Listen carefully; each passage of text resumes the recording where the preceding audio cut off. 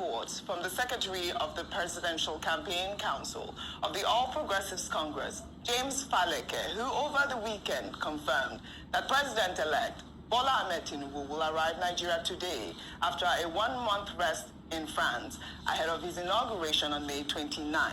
Tinubu's media office, in a statement last month, had said that the president-elect traveled to France on Tuesday, March 21st, to rest and plan his transition program after a very exhaustive campaign and election season.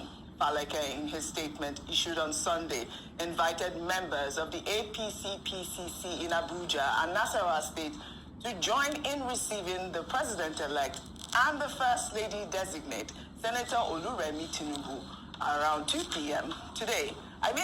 We have been waiting for this news. I guess we will wait till 2 p.m. today to receive the president-elect. But, the issue of, why he traveled, where he has been. There are also issues surrounding whether, his health and all of that had been trending on social media.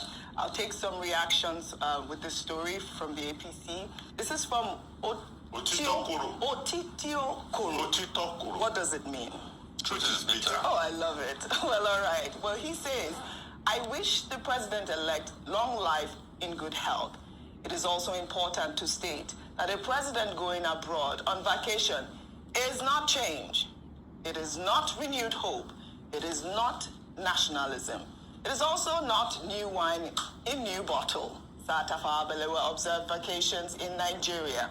Well, another Twitter user there says, what happened to a vacation at Yankari Game Reserve, Obudu Mountain Resort, that beach resort in Lekki, Abracata, in my state, Delta State, Ibom Golf Resort, Ikogosi, Olumo, Oguta Lake, and so on. He could have spent his 3 weeks vacation in any of those places.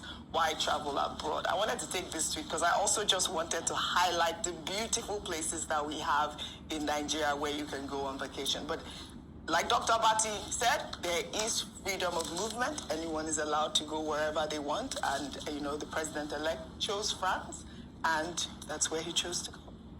Ayo. All right, thank you so much for showing that tweet. That was what was on my mind. Yeah. Thank you for highlighting some of the great places in terms of tourism. Nice. And I'm trying to remember which states exactly, but I know the president-elect did mention on one of his campaign tours that he was going to improve tourism. So he might have been the perfect picture of an ambassador if he had chosen one of these sites to spend his 3-week vacation. But maybe there's something about the French air that would give him clarity of thought because there's a lot of work ahead of him.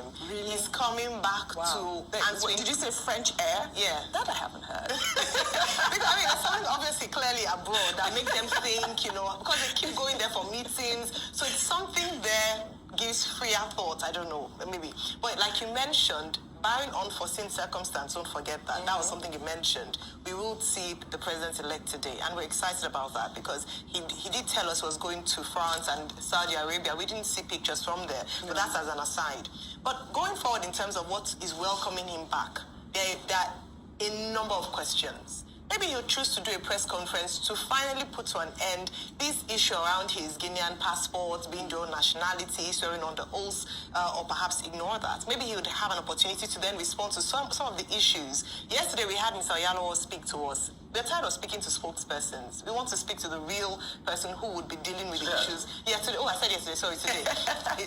and so we want to speak to the man. We want to hear from him because later on, as Dr. Bati mentioned earlier on, he can say that it was his surrogates that were making promises, that he didn't say it by himself. So he's not aware of some of the promises they were making. So it would be great for us to actually engage him, speak to him. We're excited. Let's hit the road, the road running. There's a lot of work for him that he has to deal with. Absolutely. Refine your comment on the story. We can't wait to have the president-elect back. In fact, I know a lot of his followers will bring out the drums and be singing or and it's on them to sing that, and congratulations to them. And we wish him a lot of wellness. We want him to succeed. But you see, one thing about success is there should be constant evaluation and scrutiny on the path to success. It is because it is accountability that lays you on the path of success. And that's why when he comes, a lot has to be said. There were discrepancies about his health. Can he tell us the true state of things? He'll be sworn in a month's time. He'll be president. Then we'll have a chance to ask again. Even before then, it's already public property. Because as he is, it is you and I's taxpayer money that is taking care of him now. Even if they say he should move into defense as Dr. Abatiabi. So the moment he's moved into defense, it's our property. It's my property, part of our property. Property Iwani. So we have a right to ask him these questions. And he has a right to be upfront. Like Ayo said, Guinea, we need to talk about that. Health, we need to talk about that. He needs to also let us know the plans he's got for us. The insecurity, how he's going to solve all these problems. I've got nothing against him. I want him to succeed. Because if he succeeds, Nigeria succeeds. And it is Nigeria I'm more passionate about. I'm not really passionate about leadership. You know why? Leader will come and go. But the question is, are we going to put up a structure where any leader that comes next to Nigeria follows a certain pattern of leadership that does well for the people? That's my concern. So we can't wait to have him back. All right. And as regards people that said, okay, tourist destination and all that, yes, as a number one person, but people can choose to go anywhere they want to go for. I'm not going to fault him.